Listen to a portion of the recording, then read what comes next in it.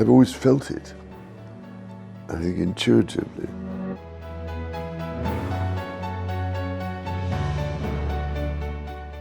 We are faced at this moment with the horrifying effects of pollution in all its cancerous forms. There is the growing menace of oil pollution at sea, which almost destroys beaches and certainly destroys tens of thousands of seabirds. There is chemical pollution discharged into rivers from factories and chemical plants, which clogs up the rivers with toxic substances and adds to the filth in the seas.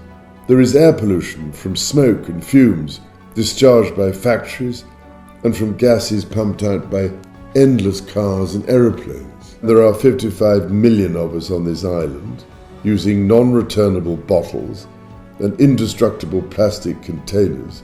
It is not difficult to imagine the mountains of refuse that we shall have to deal with somehow.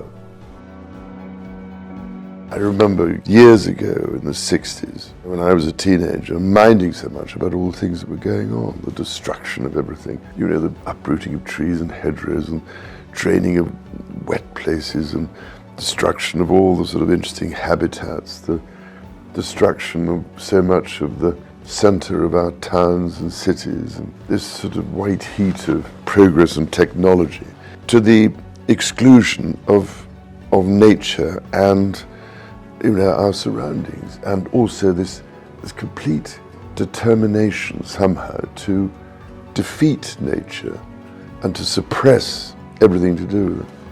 And I don't know, I seem to remember minding an awful lot about it. There is an amazing amount that can be done.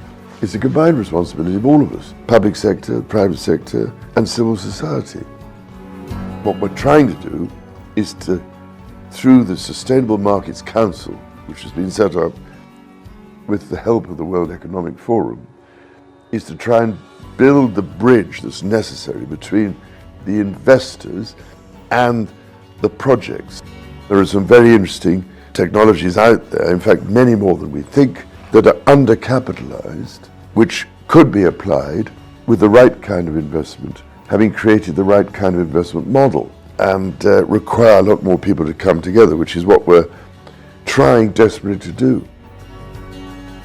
Global warming, climate change, and the devastating loss of biodiversity are the greatest threats humanity has ever faced. What good is all the extra wealth in the world gained from business as usual if you can do nothing with it except watch it burn in catastrophic conditions? The only limit is our willingness to act. And the time to act is now. Thank you, Elizabeth.